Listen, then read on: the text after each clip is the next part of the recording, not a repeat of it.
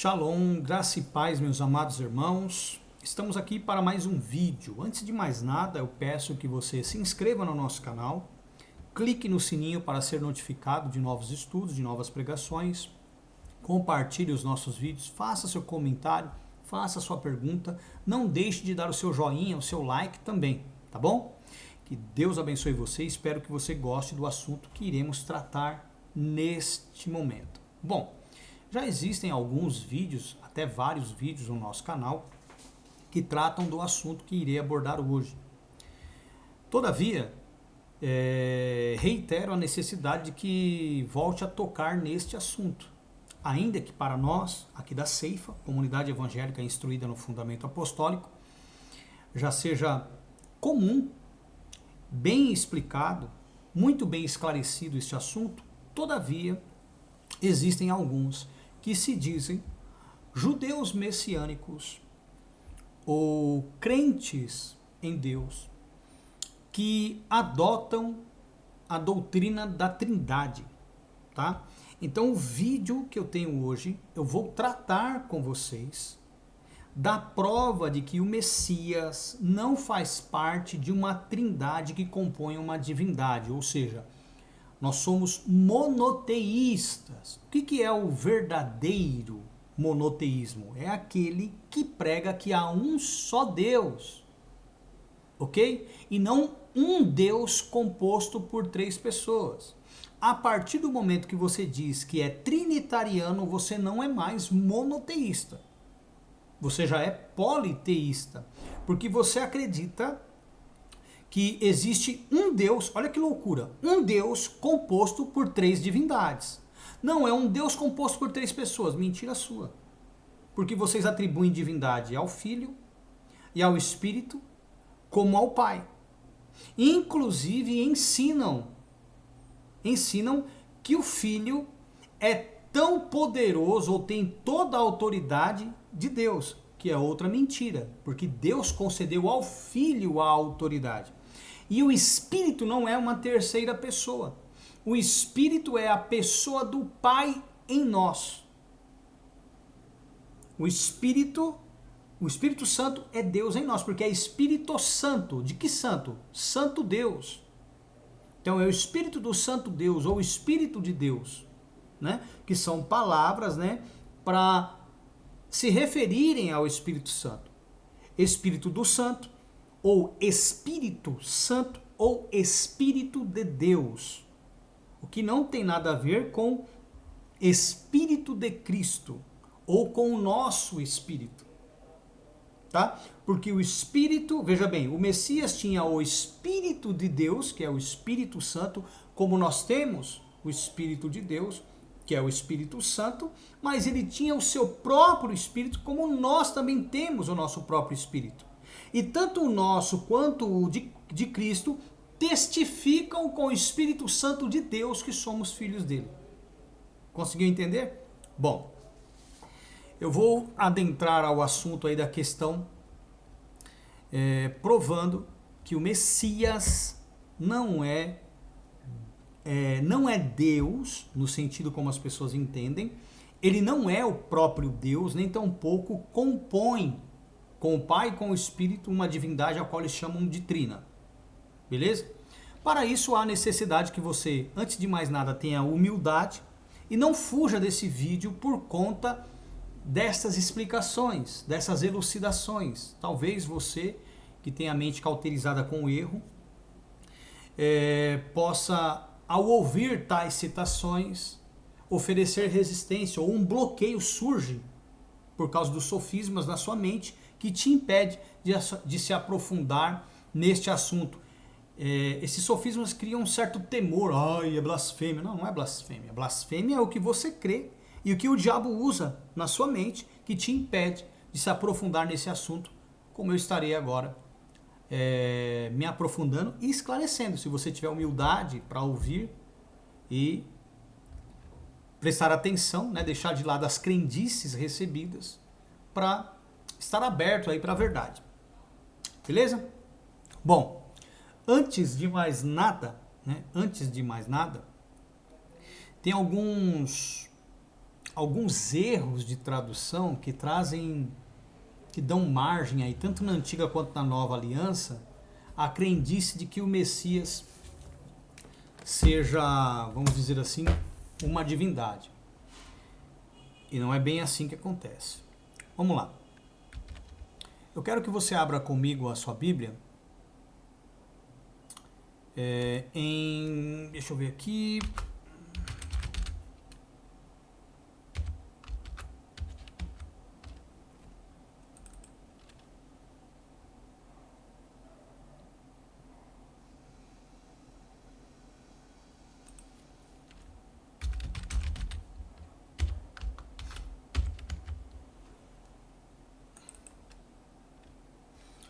Abram suas Bíblias comigo em Isaías, capítulo de número 9, versículo de número 6. Isaías 9, 6. Inclusive, deixa eu ver aqui se eu tenho alguma outra versão que possa ser mais...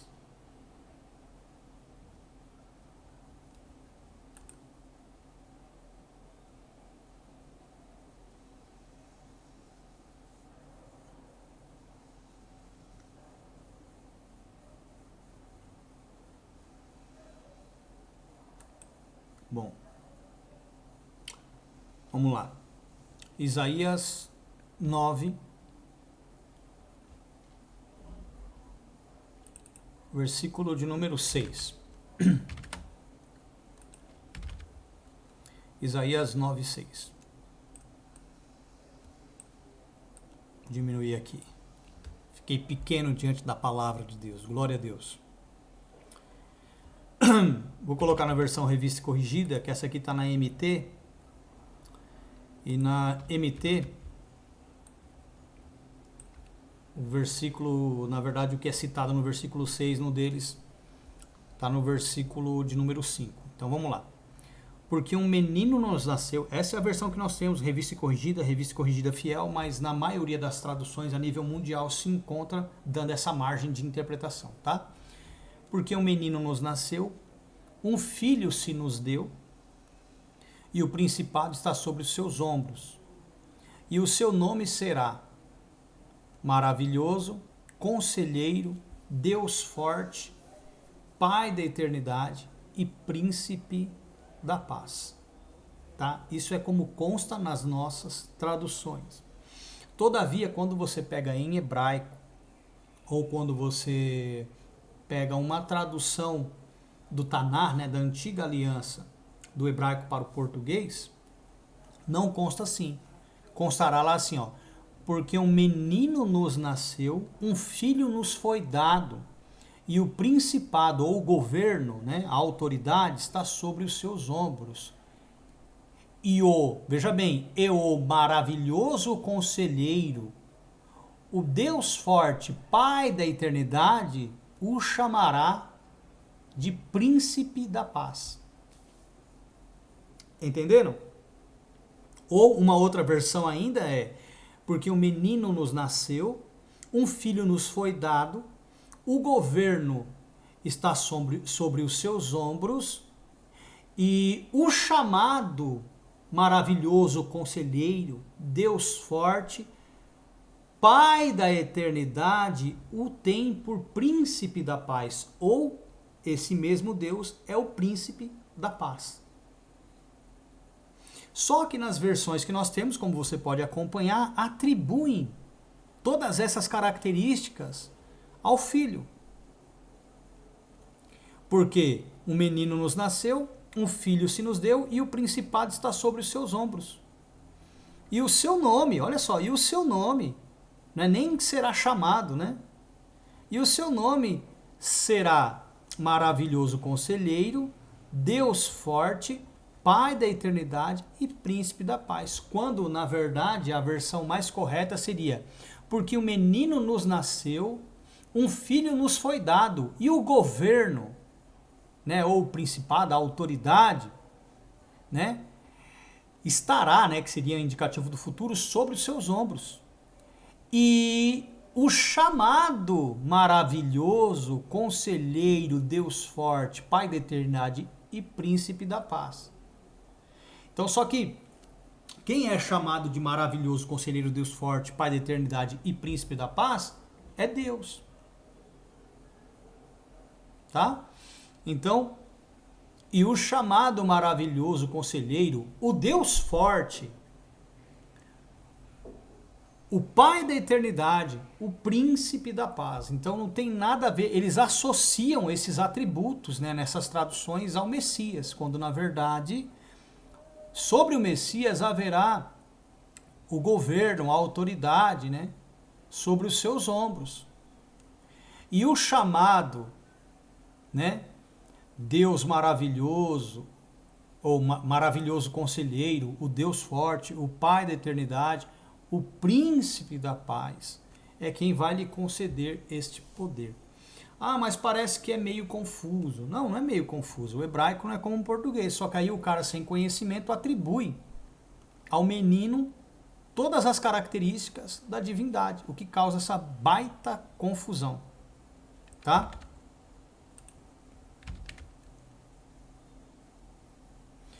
Do incremento deste principado, dessa autoridade ortogada, digamos assim, e da paz, não haverá fim. Sobre o trono de Davi e no seu reino, para o firmar e o fortificar em juízo e em justiça, desde agora e para sempre, o zelo do Eterno dos exércitos fará isto. Certo? Então, quando se não há uma interpretação correta dessas traduções, né, na hora de se verter uma tradução, dá margem a todo tipo digamos assim, de ideias que são reflexões humanas que acabam aí trazendo a heresia. De maneira nenhuma, a forma como eu acabei de explicar para vocês aqui, diminui o mérito do Messias. Pelo contrário, quando você atribui ou associa ao Messias divindade, é o mesmo que você dizer que ele só venceu porque ele era Deus. E nós precisamos entender isso. Porque quando você atribui a vitória do Messias a uma suposta divindade que ele contenha, ou que ele interiorizasse, ou que ele sustentasse mesmo que encarnado, né, numa matéria como a nossa, você está dizendo que ele venceu porque ele já era incorruptível. Se ele já era incorruptível, ele não seria tentado. O que é comprovado no Evangelho de Mateus, capítulo 4, e no Evangelho de Lucas, capítulo 4.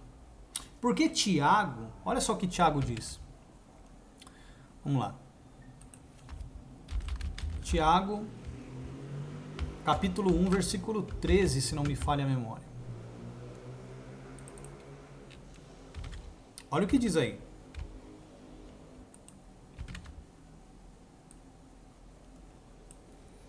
Ninguém, sendo tentado, diga, de Deus sou tentado. Porque Deus não pode ser tentado pelo mal, e a ninguém tenta. Então o que nós entendemos aqui? 3 coisas. Ninguém sendo tentado pode atribuir a Deus essa tentação.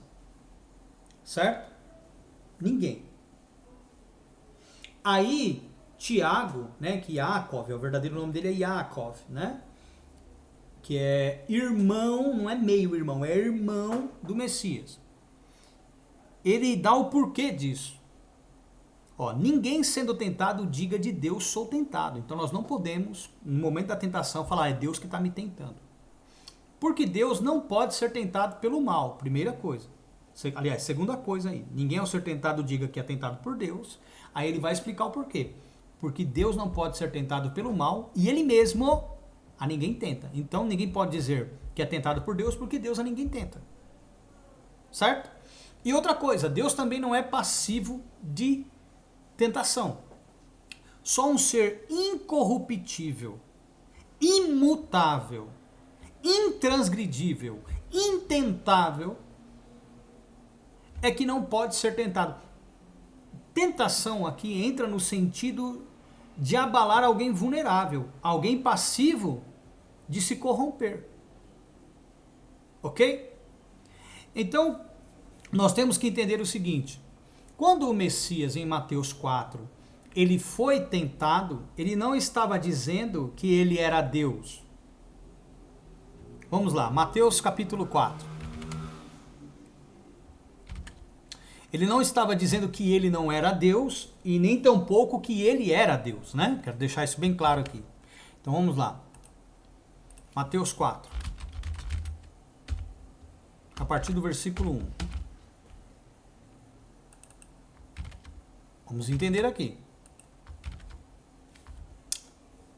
E foi conduzido Jesus e Yeshua pelo Espírito ao deserto para ser tentado. Não é foi conduzido pelo Espírito. Tá? Eu quero deixar isso bem claro. Não foi o Espírito que levou o Messias para ser tentado.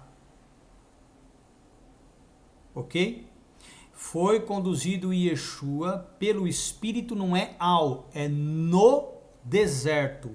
Não é para ser onde foi tentado pelo diabo. O diabo aqui é enganador, porque este que estava tentando é o que se passava por Deus dos judeus. Por isso que entra esse termo diabo, porque significa enganador, farsante, aquele que se passa por quem não é. Então Mateus deixou isso muito claro. Em outros momentos, ele vai chamá-lo de Satanás, que é adversário, aquele que se opõe. Tá bom? Então vamos lá. Então foi conduzido Yeshua pelo Espírito no deserto, onde foi tentado pelo diabo, não para ser tentado, porque o Espírito não coloca ninguém em tentação, não leva ninguém para tentação. Beleza? O Espírito existe para nos conduzir em santidade. Não é para nos colocar à prova, não é para nos colocar de frente com o diabo, não. Ele nos faz resistir e não serve aí como intermediador de tentação. Certo? Então, tradução correta: foi conduzido Yeshua pelo Espírito no deserto, onde foi tentado pelo diabo. Tá certo? Pelo enganador, por aquele que se passava por Deus. E tendo jejuado 40 dias e 40 noites, depois teve fome. E chegando-se a ele o tentador, disse: veja bem, impondo uma condição aqui. Se tu és o Filho de Deus, manda que estas pedras se tornem em pães. A questão não é o Messias ter ou não poder para isso, porque ele tinha. Todavia, se ele obedecesse, ele se colocaria debaixo do poder, da influência desse enganador, desse farsante, desse falsário que enganava todo mundo até o Messias ter chegado para não só vencê-lo, mas principalmente desmascará-lo. Tá bom? O Messias, ele, porém, respondendo, disse: está escrito. O que está escrito? Nem só de pão viverá o homem, mas de toda a palavra que sai ou procede da boca de Deus. Então o diabo, novamente, Mateus deixa bem claro, o enganador, aquele que se passava por Deus, o transportou à cidade santa e colocou sobre o pináculo do templo. E disse-lhe: se tu és o Filho de Deus, veja bem, se tu és o Filho de Deus, colocando à prova se ele era ou não o Filho de Deus, lança-te daqui abaixo, porque está escrito. Está escrito o quê? Aos seus anjos dará ordens a teu respeito e tomar-te-ão nas mãos para que nunca tropeces em alguma pedra. Qual é a resposta do Messias? Também está escrito: não tentarás. Aqui onde está Senhor é onde consta o tetragrama, tá? Aqui constaria o tetragrama. Inclusive nos textos gregos, na maioria deles, os mais antigos da Nova Aliança, quando O texto inteiro está escrito em grego, mas quando chega em nomes, né, que foram transliterados da maneira correta e deturpados posteriormente, mesmo na língua grega, onde está Senhor aí consta o tetragrama, pasmem, escrito em hebraico. Em alguns, em aramaico, mas consta, tetragrama, tá? Não tentarás o eterno teu Deus. Ele não estava dizendo que o diabo estava tentando Deus, que ele era o Deus tentado. Não, ele estava dizendo, olha, não tentarás o Senhor teu Deus. Mas como, irmão? Se em Tiago 1,13 diz que Deus não pode ser tentado pelo mal, em que sentido o Messias está aplicando esse termo tentarás ao Senhor? Vou te explicar.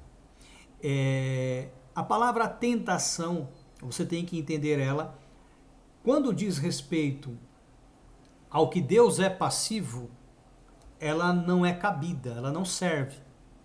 Por quê? Porque Deus é incorruptível, intentável, infalível, infracassável, imutável, incorruptível. Certo? Agora, neste caso, Satanás estava fazendo com que o Messias colocasse em xeque a misericórdia de Deus. Então nós não podemos querer de alguma forma fazer algo nos aproveitando da misericórdia de Deus. Colocar Deus à prova na sua misericórdia. Isso é errado. Então é nesse sentido que é aplicado. E não no que diz respeito de ser passivo à corrupção, mas sim de abusar da bondade, da misericórdia de Deus em satisfazer todas as nossas vaidades, né? Ou vir a socorro por nossa vaidade. Entenderam? Então vamos lá. Novamente transportando o diabo, veja bem, mais uma vez Mateus deixando bem claro, né? O falso Deus aqui, o enganador, a um monte muito alto, mostrou-lhe todos os reinos do mundo e a glória deles. E veja bem, é aonde o Messias desmascara ele. Disse-lhe, tudo isto te darei se prostrado me adorares, se você me servir como Deus, como os outros judeus, como os outros que vieram antes de você que não sabia distinguir entre eu e o Pai. E o que o Messias responde?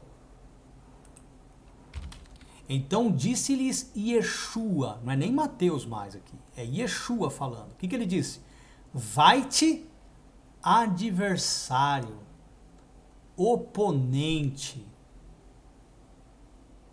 né? Acusador, porque está escrito ao Senhor, ao Eterno, aqui consta o tetragrama, teu Deus adorarás e só a Ele servirás. Aí aqui o Messias o desmascarou. Alguns estudiosos, inclusive, vejam bem o que eu vou dizer aqui, alguns estudiosos, inclusive, né, dizem que o Messias não sabia com quem ele estava lidando até este dado momento. Porque o Messias sabia que o governo do mundo não estava no poder de Deus, e sim do enganador, e sim daquele que se passava por Deus. Por isso o Messias dá essa resposta. Você pode ver que o Mateus, conforme vai citando, sempre se refere a esta entidade aqui como enganador, diabo. Né? O que é a palavra diabo? Do espanhol, diablo, de duas palavras. Um farsante, um falsário, um enganador. No grego, diabolos já tem um sentido mais amplo. Ou seja, farsante, falsário, mentiroso, alguém que atua passando-se por quem não é, alguém que assume diante das pessoas a imagem de quem ele não é. Ou seja, ele atua, ele engana aqueles que não têm conhecimento de Deus. Então, segundo alguns estudiosos, como eu também acredito, porque o Messias encarnou desprovido de qualquer atributo ou condição que o tornasse superior. Nós vemos em Mateus 24, por exemplo, ele dizendo que não sabia nem quando era o dia da vinda do Filho do Homem, quando questionado, né? Ele diz que nem os anjos sabiam, nem ele, somente Deus. O que o eximia de qualquer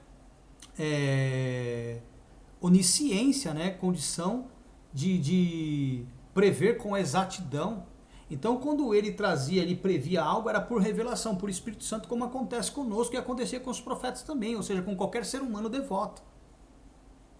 Tá? Como nós vemos episódios do profeta Ágabo, quando pega o cinto de Paulo, amarra os pés e a mão e diz, olha, o dono desse cinto aqui, se for para Jerusalém, dessa maneira será preso. E Paulo, soberbamente, desobedecendo, não só a igreja que orava e chorava para que ele não fosse, implorava para ele não ir, né? Soberbamente ele diz o quê? Ignorando o profeta.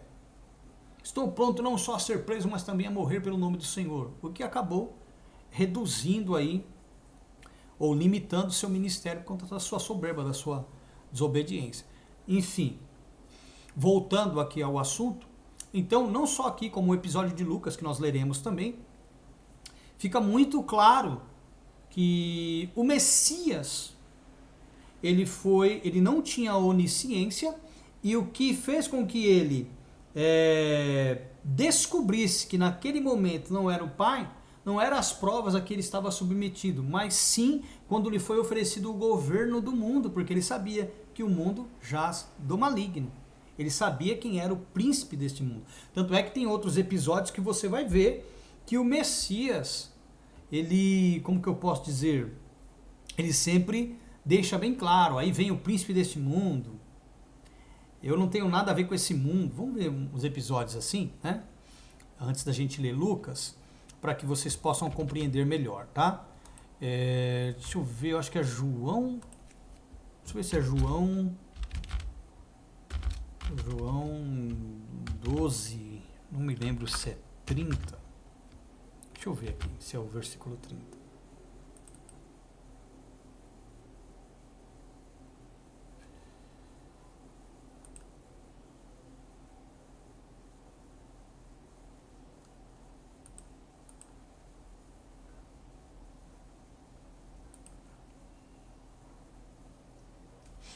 É isso mesmo, João capítulo 12, a partir do versículo 28, para a gente pegar o contexto, tá bom?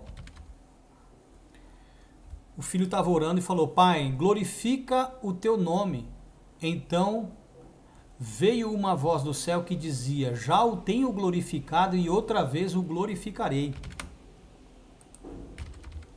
Ora, a multidão que ali estava e que tinha ouvido dizia que havia sido um trovão, outros diziam, um anjo lhe falou. Respondeu Yeshua e disse, não veio esta voz por amor de mim, mas por amor de vós. Agora é o juízo deste mundo. Agora será expulso quem? O príncipe, o governante deste mundo. Tá vendo? Tem uma outra passagem também, que é em João 14. Vamos lá. Deixa eu ver se eu acho aqui. É que eu costumo pregar pelo Espírito, irmãos. E às vezes, né? É isso mesmo, ó, João 14, versículo de número 30. Glória a Deus, né? Glória a Deus. Espírito Santo, memória aqui, o Espírito Santo traz a memória à tona, né? Então vamos lá. Já não falarei muito convosco, porque se aproxima quem? O príncipe, o governante deste mundo, e nada tem em mim. Aqui também tem um outro episódio, João 17, deixa eu ver, João 17, 14 até o 16, olha só, o que diz aí. Orando ao Pai novamente, ele disse, dei-lhes a tua palavra, e o mundo os odiou, porque não são do mundo, assim como eu não sou do mundo. Versículo 15. Não peço que os tires do mundo, mas que os livre do mal. Algumas versões, ao invés de livres do mal, está maligno. Deixa eu ver se a revista é atualizada.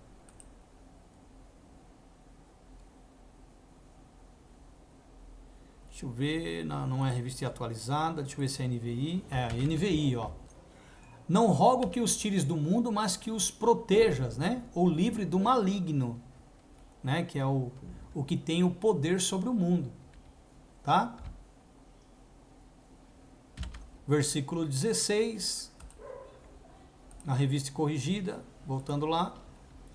Não são do mundo, como eu não sou do mundo. Por que isso? Olha só, 1 João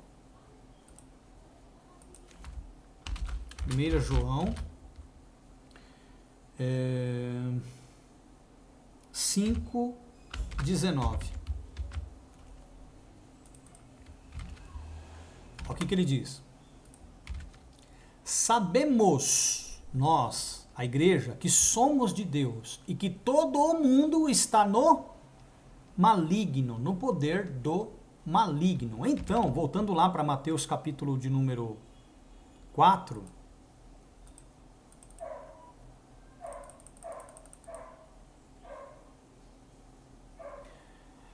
no versículo de número 8, novamente transportou, veja bem, Mateus chama ele de diabo, enganador, farsante, aquele que se passava por Deus, né? A um monte muito alto e mostrou-lhe todos os reinos do mundo e a glória deles, né? O poder deles, a riqueza que eles oferecem. Glória aqui tá no sentido de riqueza, tá bom? Só para vocês saberem aí. E disse-lhe, quem? O enganador, o farsante, aquele que se passava por Deus. Tudo isto te darei, se prostrado me adorares. Aí é a hora que o Messias o desmascara. Que até então você não vê o Messias chamando ele de diabo, de maligno, desmascarando ele. Não, até então o Messias estava achando que eu posso dizer, como que eu posso dizer? Que eram provações comuns, né? Que era, de repente, até o próprio pai provando, colocando à prova, né? Que a gente tem que entender também. Deus não tenta, mas Deus prova, né? A nossa resiliência, Deus prova a nossa persistência, a nossa paciência, a nossa perseverança, tá? Mas, quando chega neste ponto, onde ele diz, tudo isso te darei se prostrado e me adorares, é a hora que o Messias fala, não é o Pai. E quantos crentes que caem nessa tentação, né? Que nem tem isso, nem como prova divina, nem como tentação do diabo. Quando chega nesse momento assim, quantos crentes aí têm aceitado glória, reconhecimento, fama, cobrado para pregar o evangelho, né? Tem cara aí para pregar aí, famoso de mídia, que cobra 20, 30 mil para ir numa igreja, fora a venda de agora é pendrive, né, de pregação, ou inscritos, enfim. Vamos lá. Qual a resposta do Messias? Então, disse-lhes Jesus, Yeshua, ou respondeu-lhe, né, vai-te. Aí ele chama ele do quê? Satanás, Shatan, em hebraico, Satan em grego, ou seja, adversário, oponente. Porque está escrito ao Eterno, aqui que cita o tetragrama, teu Deus adorarás e só a ele servirás. Bom, juntando esta informação, vamos ler Lucas também, como eu havia dito, a partir do versículo 1, Lucas 4, a partir do versículo 1.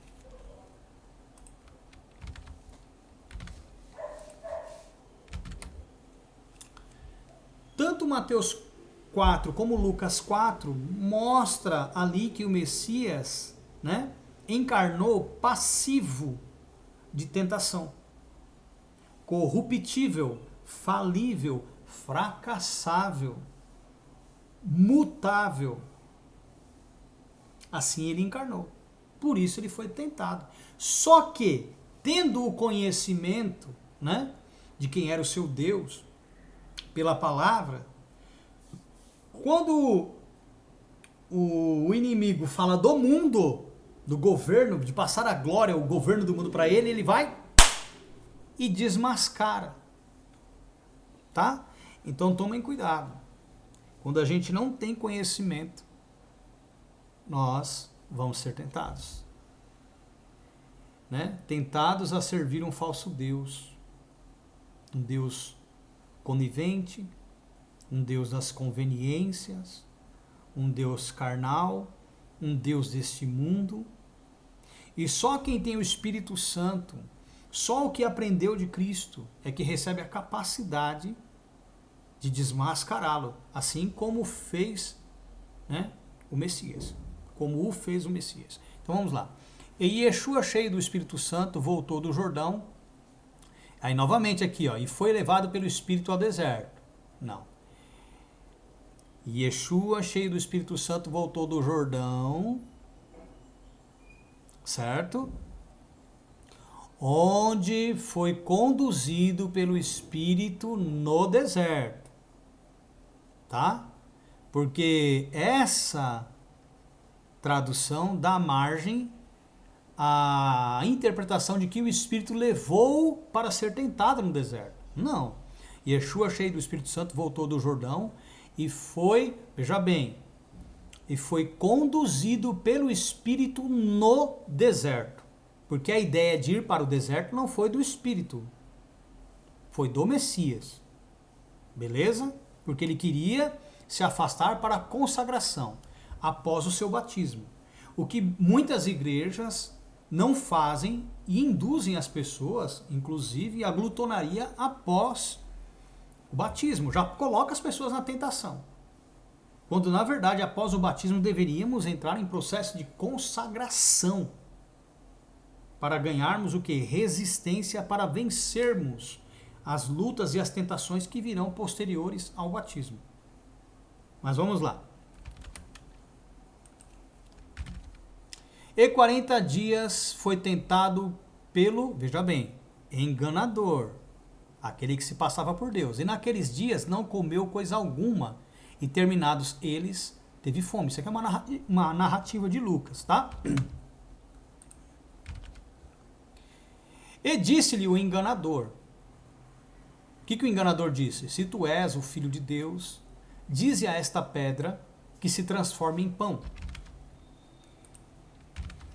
E Yeshua respondeu dizendo, escrito está, nem só de pão viverá o homem, mas de toda a palavra de Deus. O enganador, novamente Lucas o chama de o enganador, de o falso Deus, levando-o a um alto monte, mostrou-lhe num momento de tempo todos os reinos do mundo. E disse-lhe o enganador, dar-te-ei a ti todo este poder e a sua glória, porque a mim me foi entregue e dou a quem quero. Com essas palavras, né? Portanto, se tu me adorares, tudo será teu. Com estas palavras, o Messias foi e identificou quem estava diante dele. E Yeshua respondendo disse-lhe, vai-te, aí já chamou ele, tá vendo? Ó? Agora são palavras do Messias, tá? Vai-te adversário, porque está escrito, adorarás, aqui consta o tetragrama, né? Onde está Senhor, ao Eterno, ou tetragrama, Yod Rei Vav Rei, YHWH, teu Deus, e só a ele servirás. Por que eu estou dizendo isso? Porque se o Messias tivesse encarnado Deus, nunca que ele poderia ser tentado, porque a tentação vem sobre quem é passivo de cair nela, alguém que possa ser corrompido por ela, né? Alguém que possa ser seduzido. Então o Messias encarnou 100% humano, desprovido de qualquer atributo ou condição que o tornasse superior a qualquer um de nós. A qualquer um de nós. Tá certo? Vamos ver, eu vou ver se eu monto uma sériezinha novamente baseada nisso, porque pelo tempo que já decorreu aqui, 39 minutos e 22 segundos, possa ser que não dê para me aprofundar tanto. Então eu quero fazer aí uma explicação rica em detalhes para que você tenha um material muito bom para que você utilize para contradizer falsas doutrinas. Este vídeo tem como objetivo desmascarar a doutrina da Trindade, os falsos profetas que proferem essa crença, aqueles que atribuem ao Messias, né, como os unicistas, que ele e o Pai são a mesma pessoa, e aqueles que atribuem ao Messias divindade, uma divindade menor, como as testemunhas de Jeová atuais. Eu vou provar que isso é tudo baboseira, é tudo mentira, é uma heresia, e que você atribuir a Cristo a vitória por ser Deus encarnado, reduz o seu poder, retira dele o mérito, porque o coloca na condição de vencedor por ser incorruptível, por ser infalível, infracassável e imutável, e não é isso que a Bíblia diz. A Bíblia diz que ele se manteve assim em consagração, e não é que ele encarnou dessa maneira invulnerável, infracassável, infalível, impecável, imutável. Tá?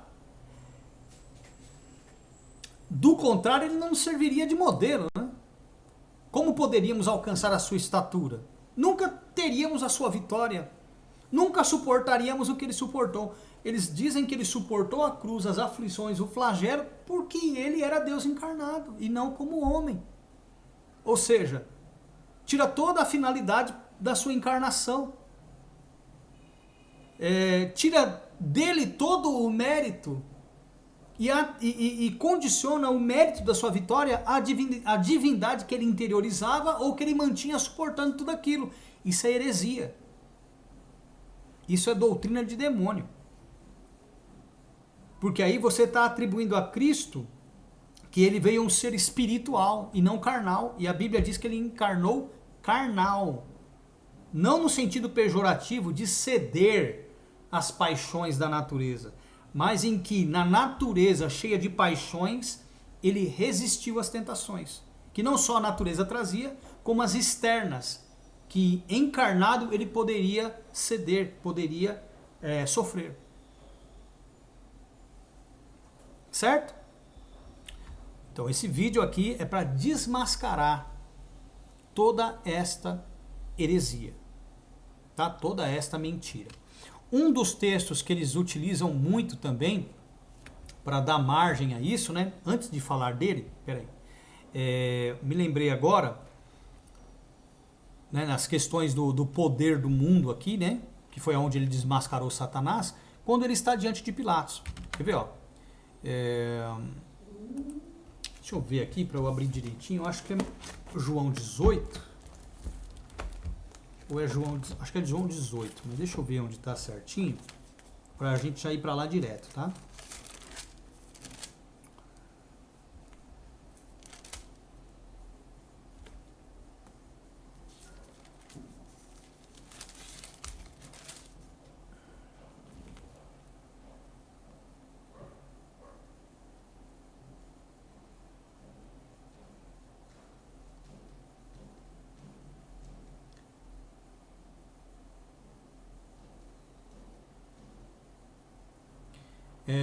João 18, a partir do versículo 33.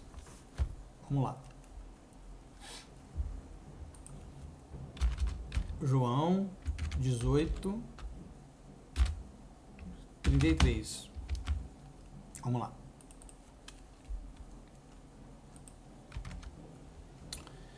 Tornou, pois, a entrar Pilatos na audiência e chamou a Jesus, a Yeshua, e disse-lhe: Tu és rei dos Yehudim, judeus?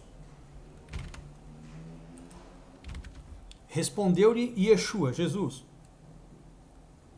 Tu dizes isso de ti mesmo, ou disseram tu outros de mim? Ou seja, essa pergunta vem de você, ou outros te pediram, te disseram isso a meu respeito, né? Por isso você me pergunta, né?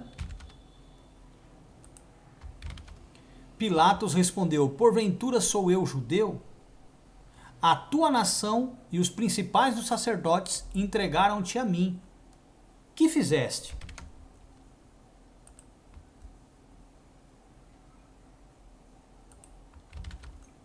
Respondeu Yeshua. O que Yeshua responde?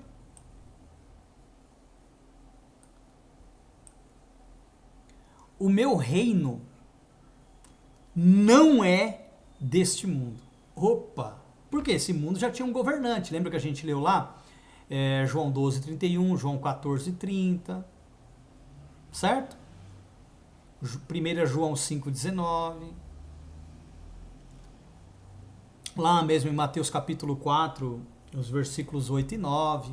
Né? Em Lucas, como nós vemos também, que desmascara, né? Ele é desmascarado pelo Messias ali, ele é chamado de adversário ali. Quando ele fala do poder que lhe foi entregue do mundo, que ele queria dar para o Messias e tal. Aí é a hora que ele é desmascarado pelo Messias. Então, ó, o Messias diz, o meu reino não é deste mundo. Se o meu reino fosse deste mundo, lutariam os meus servos para que eu não fosse entregue aos judeus. Mas agora, o meu reino não é daqui. Oh, glória a Deus! Não é da Jerusalém terrena, da Israel terrena.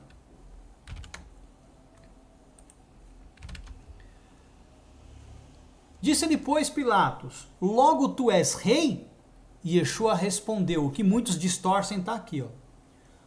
Tu dizes que eu sou rei. Eu para isso nasci e para isso vim ao mundo. Para o quê? A fim de dar testemunho da verdade. Ou seja, eu não nasci para ser rei de Israel. Eu fui enviado ao mundo para dar testemunho da verdade. Eu não tenho nada a ver. Todo aquele que é da verdade, ouve a minha voz. Logo, o que o Messias quis dizer aqui? Eu não tenho nada a ver com este mundo. Meu reino não é daqui. Tem uma versão, acho que é atualizada. Deixa eu ver se é atualizada que deixa mais claro esse versículo.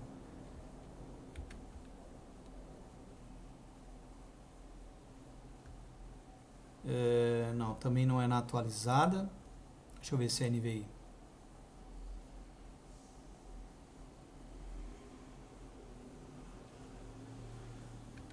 Na NVI fica melhor. Então você é rei? Disse Pilatos. E Yeshua respondeu, tu dizes que sou rei. De fato, por esta razão nasci e para isto vim ao mundo. 2 pontos. Para o quê? Para ser rei do mundo? Não. Para ser rei de Israel? Não. Para testemunhar da verdade. Todos os que são da verdade me ouvem. Então, o Messias veio ao mundo não para ser rei do mundo, porque o mundo já tem o seu rei, já tem o seu governante, que é o diabo. Ele veio para o quê? Ao mundo para dar testemunho da verdade. Diferente de como as pessoas interpretam. Certo? Bem diferente de como as pessoas interpretam. Inclusive, né, aos que atribuem ao Messias espiritualidade, no sentido de ser incorruptível, o apóstolo João diz que esta doutrina, que não aceita o Messias carnal, né, que ele tenha vindo em carne, ela é a doutrina do anticristo. É isso mesmo, meu irmão.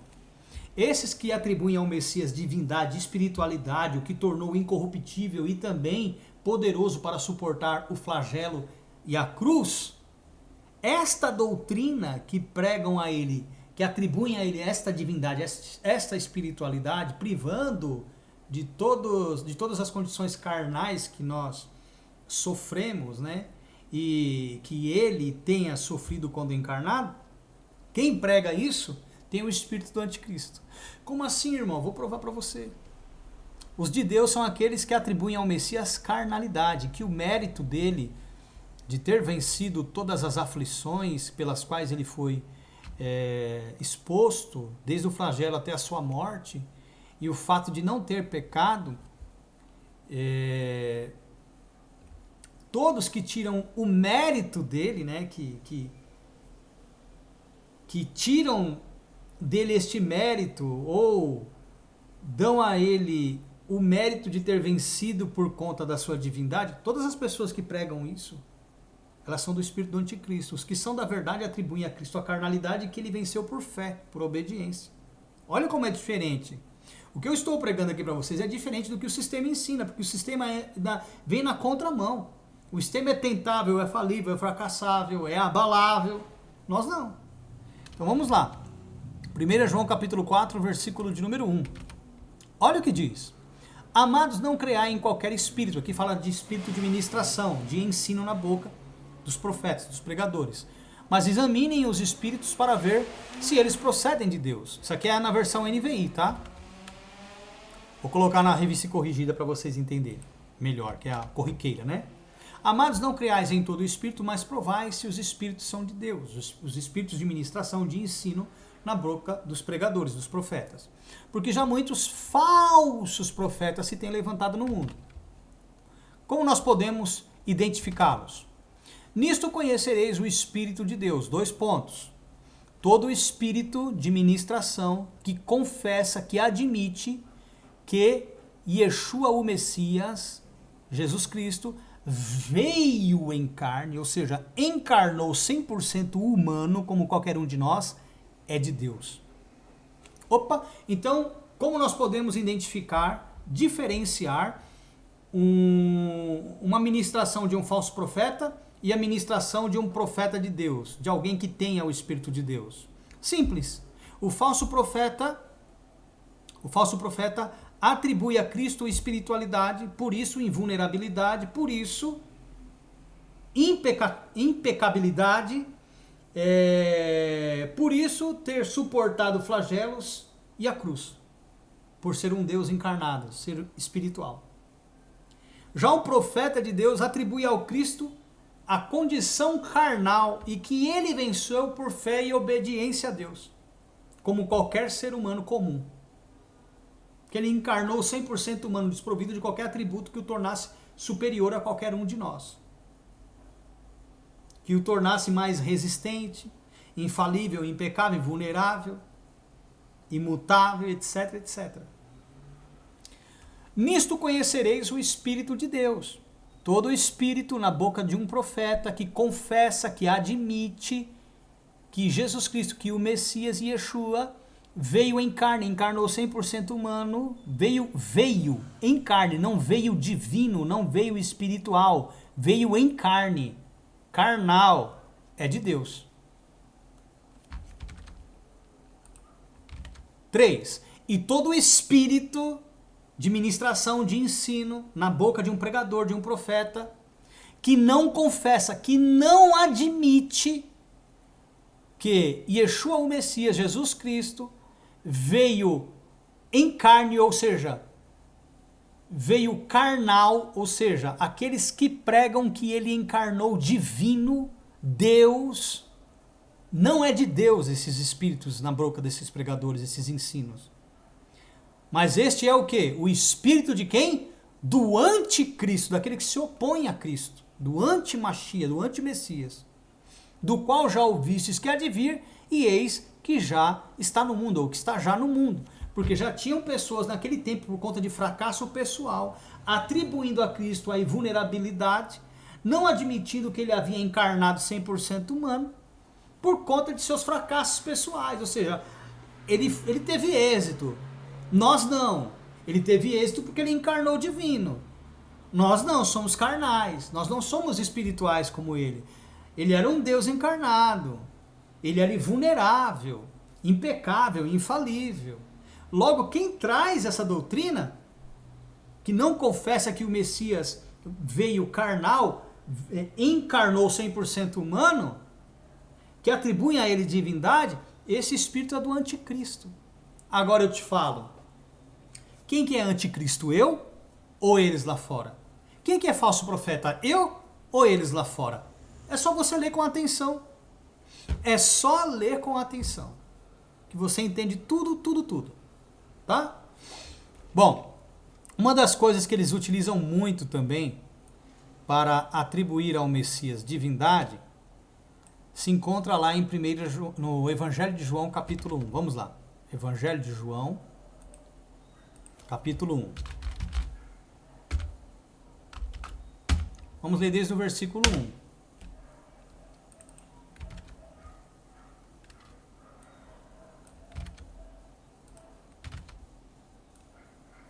Olha o que diz aí. No princípio era o verbo. Aqui em grego está logos, tá?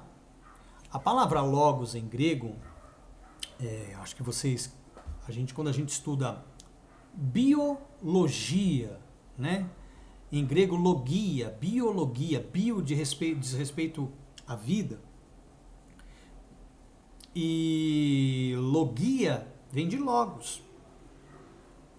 Estudo da biodiversidade, da vida, né? Então vamos entender isso. A palavra logos que eles traduziram aqui, pobremente como verbo em algumas outras traduções que nós veremos como palavra apenas, ela diz respeito àquilo que dá conhecimento. Um conhecimento que te é revelado e um conhecimento que você pode adquirir. Eles resumiram a verbo e a palavra, mas tem todo um conceito por trás. Tá? É um conhecimento que você pode adquirir estudando e que você pode receber por alguém que o tenha, que te ensinou. Logo, no princípio era o Logos, o conhecimento de Deus. E o conhecimento estava com Deus. E Deus era o conhecimento, não é? E o verbo era Deus, ou a palavra era Deus, mas sim o inverso. O Deus era o conhecimento, é assim que consta em grego. Tá? Aí diz o seguinte, ó. Por que eles traduziram meramente como palavra, né? Vamos lá. Ele, o conhecimento, estava no princípio com Deus. Todas as coisas, ou tudo, né? Todas as coisas foram feitas ou criadas pelo conhecimento. E sem ele, sem o conhecimento, nada do que foi feito se fez. Então eles, por que eles dizem, né, traduziram apenas como verbo ou palavra? Por conta do haja no momento da criação. Mas eu estou traduzindo para vocês aqui a maneira correta, você pode procurar aí que você vai ver. Então, a palavra logos ela é muito ampla. Verbo, conhecimento, estudo, ela é muito ampla. Revelação, elucidação. Por isso que eu estou traduzindo aqui como conhecimento. Porque fica mais fácil de você entender. Tá bom? Então, todas as coisas foram feitas pelo conhecimento. Ele aqui diz respeito ao conhecimento. E sem ele, sem o conhecimento, nada do que foi feito se fez. Né? Esse conhecimento de Deus, que estava ali na sua palavra, no haja, né? Na conjugação do verbo. Nele quem? No conhecimento estava a vida. E a vida era a luz dos homens. Olha que interessante. A luz que esse conhecimento tem, que essa palavra, que esse verbo tem, resplandece nas trevas. E as trevas não a compreenderam.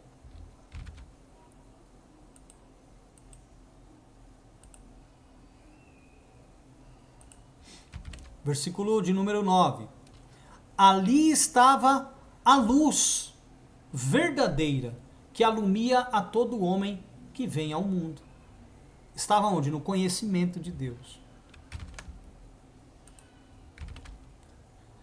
O conhecimento estava no mundo, o mundo foi feito por ele e o mundo não o conheceu. Ou seja, não conheceu o conhecimento, o entendimento, a palavra, o verbo de Deus, a elucidação de Deus.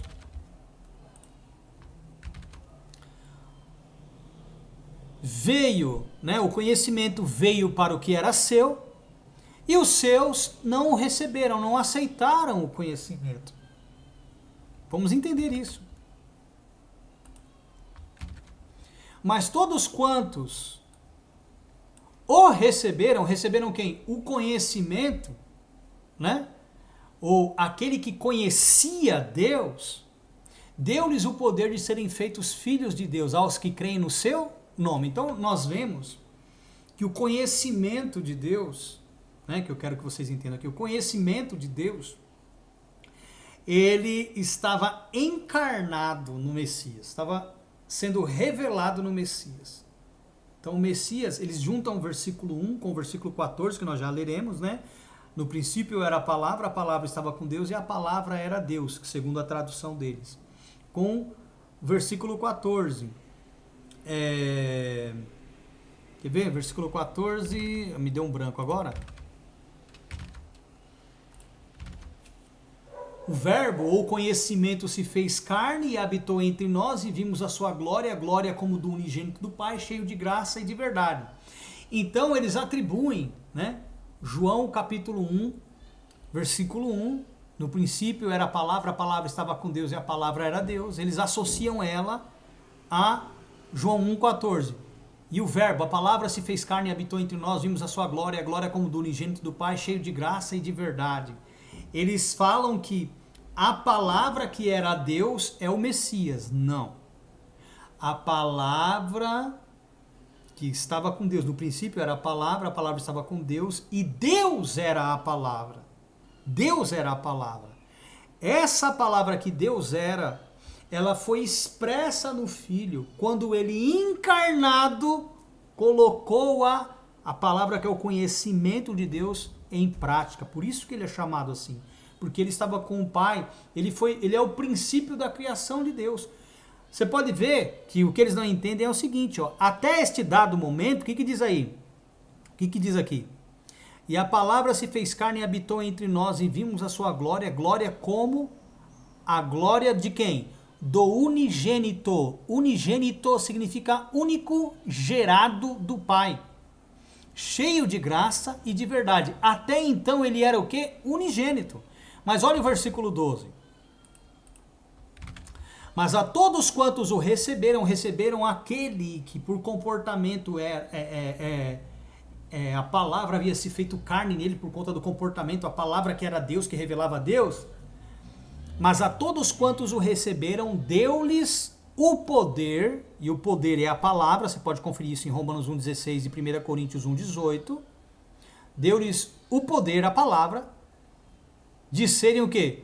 Feitos filhos de Deus aos que creem no seu nome. Então, da condição do versículo 14, de unigênito, por meio da crença destes que o receberam no versículo 12, ele deixou a condição de unigênito, único gerado pelo Pai, e passou para a condição de primogênito. Por que primogênito? Porque outros foram gerados pela palavra também. 1 Pedro 1, 23, é isso? Deixa eu ver. Isso mesmo, olha. 1 Pedro 1, 23. Sendo de novo gerados, não de semente corruptível, mas da incorruptível, pela palavra de Deus, viva e que permanece para sempre, que é o poder de Deus. Relatados lá em Romanos 1,16 e 1 Coríntios 1,18. Certo? Tiago também fala isso. Tiago 1,18.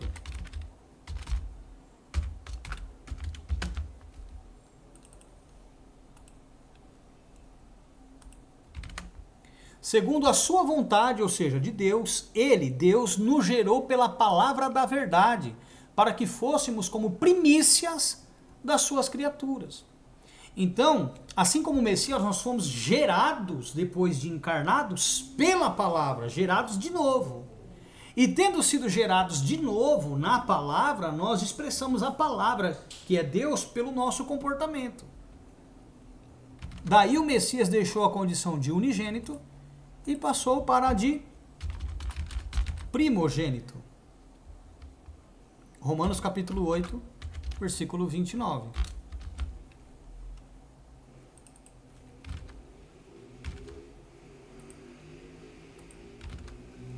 O que diz aí? Porque aos que dantes conheceu, também os predestinou para serem conformes à imagem do seu Filho, a fim de que ele, o Filho, seja o quê? O primogênito entre muitos irmãos. Então, aos que foram destinados, né, a uma vida como a do Filho, o Filho deixa a condição de uni e passa para a de primogênito. Deixa de ser unigênito e passa para primogênito. Por quê? Entre muitos irmãos, os quais, como ele, foram de novo gerados pela palavra da verdade, passaram a expressar Deus por meio do seu comportamento, vivendo a palavra, expressando a palavra. a palavra também se fez carne neles, porque eles foram gerados por ela. Entenderam? Como é diferente a interpretação quando a gente tem conhecimento da verdade, irmãos. Tem que tomar muito cuidado com os falsos profetas aí fora. Muito cuidado. Porque eles são enganadores, olha, são farsantes de primeira. Para quem não sabe, o credo da Trindade, ele foi introduzido no 4º século no Concílio de Nicéia, quando houve ali a base para a composição da Igreja Católica. Então, em 323 isso aconteceu e a Igreja Católica surgiu em 381, tendo como base, né, a doutrina da Trindade. Depois ainda foi formado o Quarteto Fantástico, onde atribuíram divindade à mãe do Messias, a incorruptibilidade, sendo que ela teve mais filhos, né? E a Igreja Católica e muitos evangélicos até hoje pensam que ela nunca teve nenhum filho, que ela era santa antes, concebeu o Messias e se manteve virgem. Mentira. Mentira. Até porque a partir do momento que uma mulher tem um filho, ela já deixa a virgindade. Ainda que não houvesse, ainda que fosse por inseminação artificial, não houvesse o toque, ela deixaria a virgindade. Não seria mais perpetuada, porque haveria o rompimento do êmen por parir uma criança. Mas a Bíblia diz que o Messias teve outros irmãos. Não quero me atentar a este assunto, mas estou aqui só dizendo para você. Então essa doutrina da composição da Trindade, ela foi introduzida no 4º século. No 4º século nós tínhamos também uns falsos profetas, como nós vimos, sendo combatidos por João, na sua primeira epístola, capítulo 4, do versículo 1 ao 3, que estavam atribuindo o mérito da vitória à cruz na divindade que Cristo ostentava. E isso é mentira. Isso é heresia. Porque Paulo, ao falar sobre a encarnação de Cristo, diz que ele se aniquilou e ele encarnou 100% humano. Vamos ver isso? Filipenses, capítulo 2, a partir do versículo 1.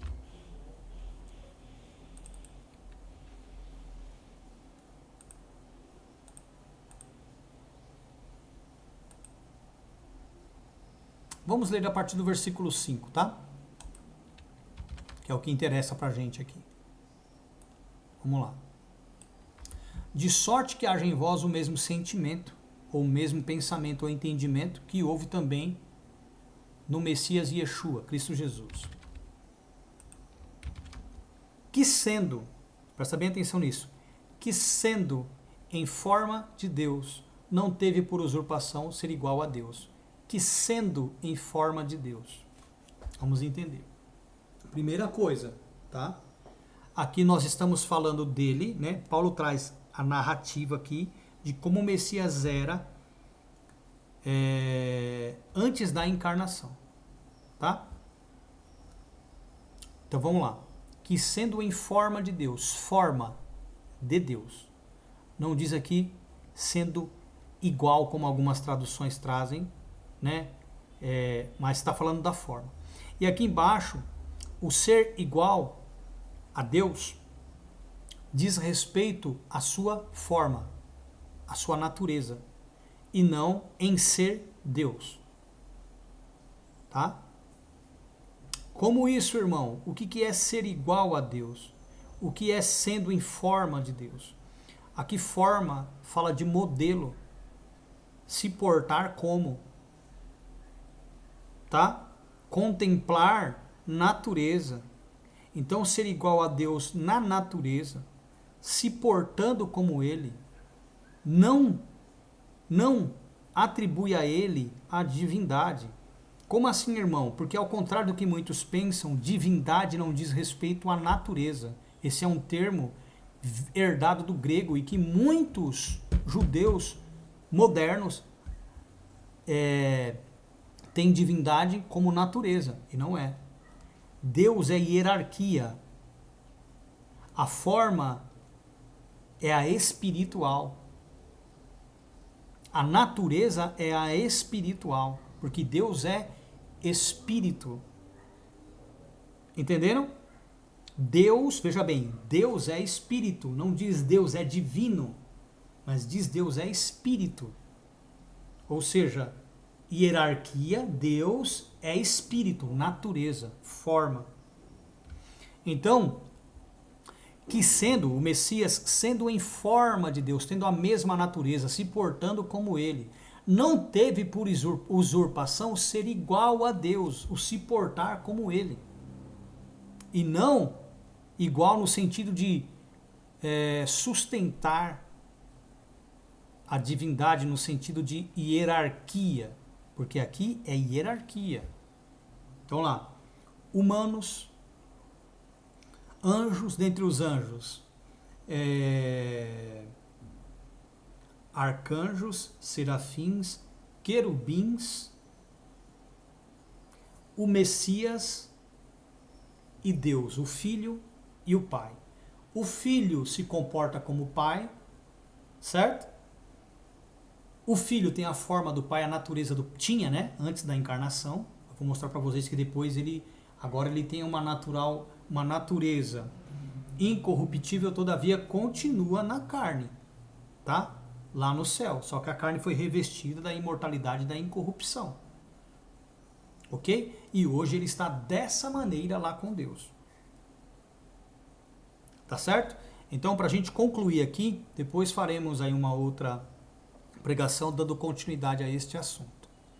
Que sendo em forma de Deus, tendo a natureza do Pai de Deus, né? Não a sua hierarquia, não sendo Deus, não teve por usurpação ser igual a Deus. Ou seja, se portar como ele, né? E o que é usurpação? Ele não encarnou como o Pai em natureza espiritual e incorruptível. Ele não trapaceou. Não usou a forma de Deus para encarnar. Tá? Que sendo em forma de Deus, tendo a natureza de Deus, não teve por usurpação, não trapaceou, não encarnou nessa condição.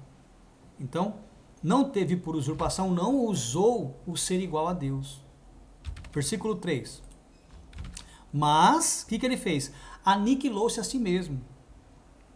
Se desfez da forma de Deus, da condição em que ele vivia como igual a Deus, ou seja, numa natureza espiritual, num formato de Deus, né? Ele se aniquilou a si mesmo dessa condição, tomando ou assumindo. Olha só, ele deixou a forma de Deus e assumiu a forma de servo, a forma humana, fazendo-se semelhante aos homens.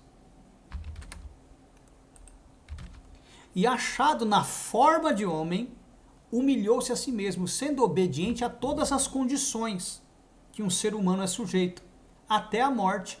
E uma morte de uma pessoa mais vil, mais desprezível daquela época, morte de cruz, no madeiro. Ok? Então o Messias não encarnou em forma de Deus, com a natureza divina, espiritual, sendo Deus, não. Ele encarnou 100% humano. E mesmo antes de encarnar, ele não era Deus. Ele era o Filho de Deus. Certo? Ser filho não atribui a ele a condição de Deus. Porque Deus só existe um. Porque Deus, ao contrário do que alguns pensam, que enxergam isso como natureza, Deus na verdade é hierarquia. Condição em que um ser espiritual supremo é colocado como o maioral, o maior, o mais poderoso de todos.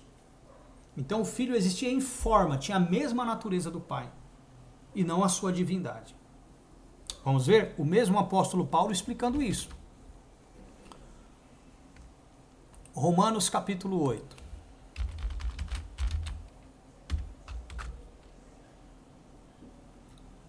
A partir do versículo 1.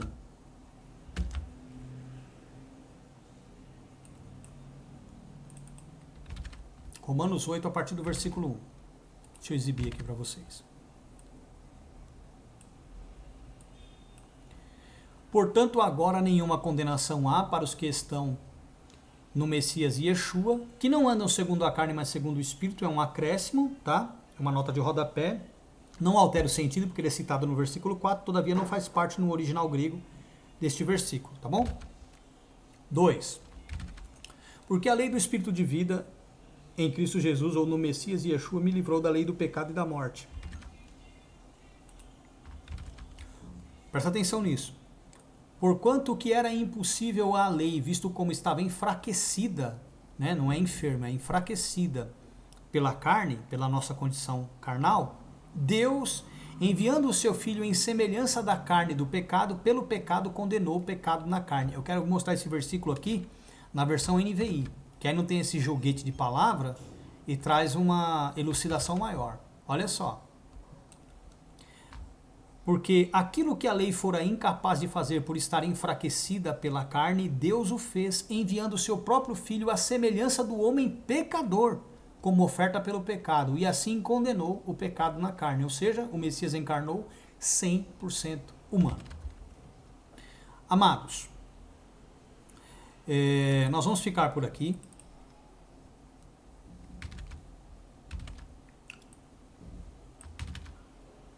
Nós vamos ficar por aqui, daremos continuidade, farei um segundo vídeo dando continuação deste assunto. Estou fazendo aí passo a passo, explicação, explicando minuciosamente para que você compreenda, tá?